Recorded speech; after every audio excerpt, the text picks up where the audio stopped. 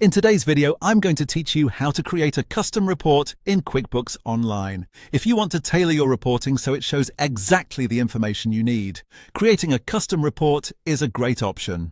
QuickBooks Online makes this process pretty straightforward, and once you know where everything is, you can build and save reports that are much more useful for your day-to-day work. To get started, look over to the left-hand navigation menu in QuickBooks Online and click on Reports. This is where all of your reporting tools are organized. Once you're in the Reports section, select Custom Reports. This area is specifically designed for reports you create and save yourself, so it's the right place to begin if you want something more personalized than the standard built-in reports. Next, go to the top right corner of the screen and click Create New Report.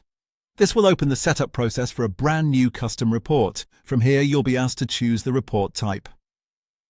This step is important because the report type determines the kind of data and layout you'll be working with, so take a moment to select the option that best matches what you want to track or analyze. After selecting the report type, click Create. That opens the report so you can begin adjusting it to fit your needs. At this stage, you'll use the tools above the report to make your changes. For example, you can set the report range to control the time period you want the report to cover. You can also choose the accounting method, depending on whether you want to view the data on a cash basis or an accrual basis. If you want to make the report even more specific, click Customize at the top right. This is where you can adjust the columns included in the report, so you only show the information that's relevant to you. Customizing the columns can make the report easier to read and more useful, especially if you're sharing it with a team member or using it regularly for decision-making. Once everything looks the way you want, click Save at the top right to save your new custom report.